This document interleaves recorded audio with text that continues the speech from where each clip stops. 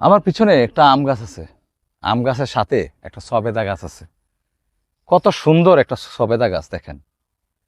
এই জায়গাটার কেউ না কেউ খরিদ করেছে, কেউ কিনেছে। এই জায়গাটা কারো না কার মালিকানা রয়েছে। যদি আমি একটু আপনাদেরকে বলি, এই জায়গার যে মালিক রয়েছেন তিনি নাই, যার কারণে দেখেন আগাছায় ভরপুর হয়ে গেছে। প্রতিটা জায়গা কেমন যেন একটু জীর্ণ শীর্ণ হয়ে গেছে। আপনি জিনিস কিনেন, যদি রক্ষণাবেক্ষণ না করেন, জিনিসের যদি যত্ন না থাকে, এরকম প্রতিটা জায়গায় জঙ্গলের মতো হয়ে যাবে।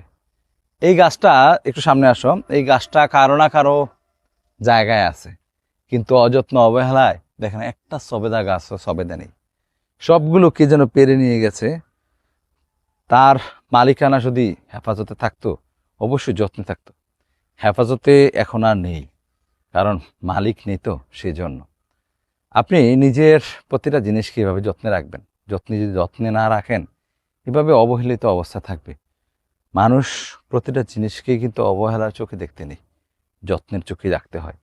তা না হয় একটা সময় এসে এই জায়গা যেরকম নীরব হয়ে আছে, প্রতিটা স্থান কিন্তু এরকম অন্ধকারে ছেয়ে যাবে।